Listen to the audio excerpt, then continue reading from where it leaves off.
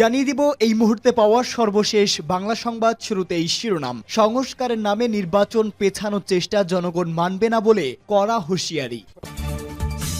এরপরেই জানাবো একটি দল আওয়ামী লীগকে পুনর্বাসনের চেষ্টা করছে বলে মন্তব্য। এদিকে অনতিবিলম্বে নির্বাচনের তারিখ ঘোষণার আহ্বান। জানাবো দল পুনর্গঠন করতে না পারলে দেশ পুনর্গঠন সম্ভব নয়, তারেক রহমানের মন্তব্য। এবং সর্বশেষ থাকবে পুলিশ, র্যাব ও আনসারের পোশাক পরিবর্তন নিয়ে সার্জিস আলমের বার্তা। শুনছিলেন সংবাদ শিরোনাম, এবারে বিস্তারিত। সংস্কারের নামে নির্বাচন পেছানোর চেষ্টা জনগণ মানবে না। ঢাকা মহানগর দক্ষিণ বিএনপির যুগ্ম আহ্বায়ক আনোয়ামা সাইফুল ইসলাম বলেছেন, সংবিধানের দোহাই দিয়ে একতরফা নির্বাচন করে আওয়ামী লীগ জনগণের ভোটের অধিকার হরণ করেছিল। হাজারো ছাত্র জনতার রক্তের বিনিময়ে স্বৈরাচারকে পতন ঘটালেও সংস্কারের নামে নির্বাচন পেছানোর চেষ্টা চলছে।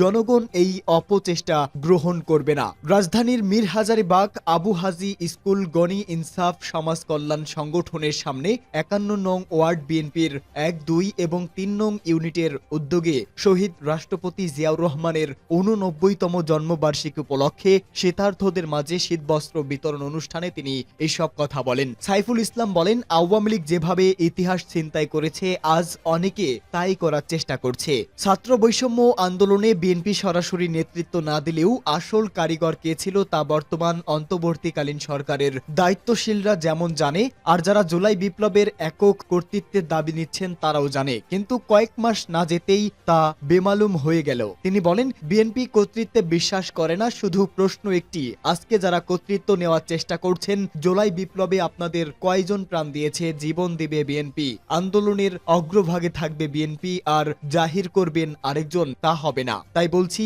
কোনো তালবাহানা না করে অবিলম্বে নির্বাচনের তারিখ ঘোষণা করে জনগণের সরকারের কাছে ক্ষমতা হস্তান্তর করুন। একটি দল আওয়ামী লীগকে পুনর্বাসনের চেষ্টা করছে।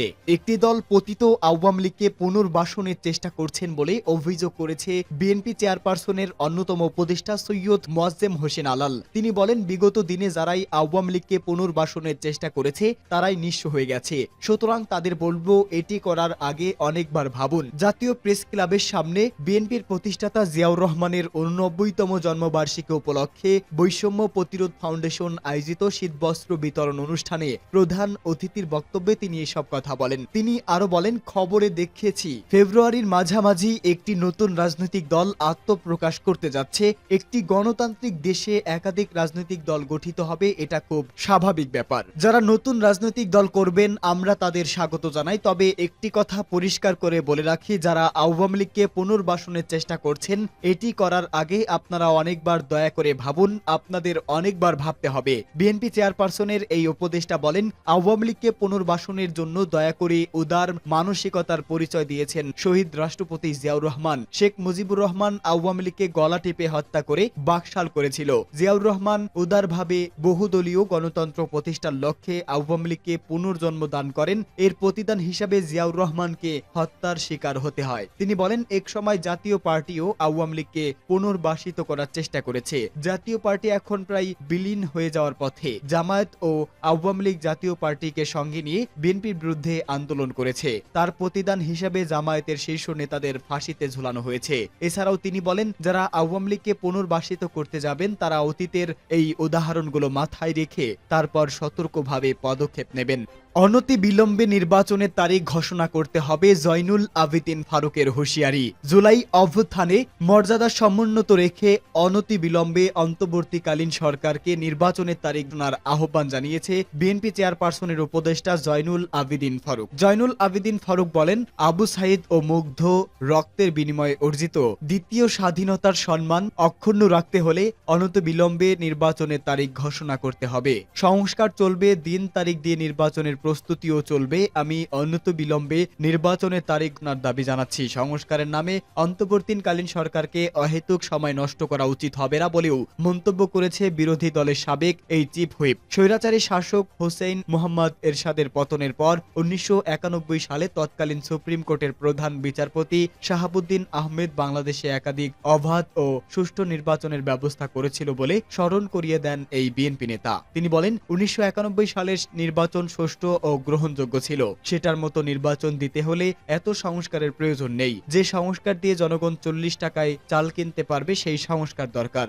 দল পুনর্গঠন করতে না পারলে দেশ পুনর্গঠন হবে না বলে মন্তব্য তারেক রহমানের। বিএনপি ভারপ্রাপ্ত চেয়ারম্যান তারেক রহমান বলেছে, দল পুনর্গঠন ছাড়া দেশ মেরামত সম্ভব নয়। গুলশানের দলের সদস্যপদ নবায়ন কর্মসূচিতে এই কথা বলেন তিনি। তারেক রহমান বলেন, দেশের উপর দিয়ে ঝড় বয়ে গেছে, লন্ডভন্ড হয়ে গেছে। রাজনৈতিক দলগুলো গুম খুনের শিকার হয়েছে। যারা ত্যাগ তিতিক্ষা পার করেছে তাদের নিয়ে আমরা সামনে এগিয়ে যাব। নবায়নের সিদ্ধান্ত আনন্দের বিষয়। দল পুনর্গঠন করতে না পারলে দেশ পুনর্গঠন সম্ভব নয়। তারেক রহমান জানান, 41 লাখ সদস্যপদ নবায়নের লক্ষ্য দিয়ে বিএনপি কাজ করছে। তিনি মেধাবী ও সৎ লোকদের যুক্ত করার উপর জোর দেন। এছাড়া বিএনপি মহাসচিব মির্জা ফখরুল ইসলাম আলমগীর নেতা কর্মীদের রাজনৈতিক প্রশিক্ষণের প্রয়োজনীয়তার কথাও উল্লেখ করেন। পুলিশ, র্যাব ও আনসারের পোশাক পরিবর্তন নিয়ে সার্জিস আলমের বার্তা। পরিবর্তন এসেছে পুলিশ, র্যাব ও আনসার সদস্যের পোশাকে। আইন শৃঙ্খলা সংক্রান্ত উপদেষ্টা কমিটির বৈঠকে এসব বাহিনীর পোশাক পরিবর্তন চূড়ান্ত হয়। এসব বাহিনীর পোশাকের পরিবর্তন নিয়ে প্রতিক্রিয়া জানিয়েছে জাতীয় নাগরিক কমিটির মুখ্য সদস্য ও জুলাই শহীদ স্মৃতি ফাউন্ডেশনের সাধারণ সম্পাদক সার্জিস আলম। নিজের ভেরিফাইড ফেসবুক পেজে তৎকালীন প্রতিক্রিয়া জানিয়ে এই পোস্ট করেন তিনি। সার্জিস লেখেন, স্বভাব চরিত্র খাসালত পরিবর্তন না করে পোশাক পরিবর্তনে কোনো লাভ নেই। সমস্যা পোশাকে নয়, পুরো সিস্টেমে। এর আগে আইন শৃঙ্খলা সংক্রান্ত উপদেষ্টা কমিটির বৈঠক শেষে প্রেস ব্রিফিং এ স্বরাষ্ট্র উপদেষ্টা lieutenant general Mohammad Jahangir Alam Chowdhury police, RAB ও আনসার সদস্যদের পোশাক পরিবর্তনের বিষয়টি জানান। পোশাক পরিবর্তনের কারণ হিসাবে স্বরাষ্ট্র উপদেষ্টা বলেন, এসব সদস্যদের মানসিকতার পরিবর্তন করতেই পোশাকের পরিবর্তন করা হচ্ছে। মনোবল বৃদ্ধি ও দুর্নীতি রোধ সহ নানা বিষয়কে গুরুত্ব দেওয়া হয়েছে। নতুন পোশাকে বড় ধরনের অর্থ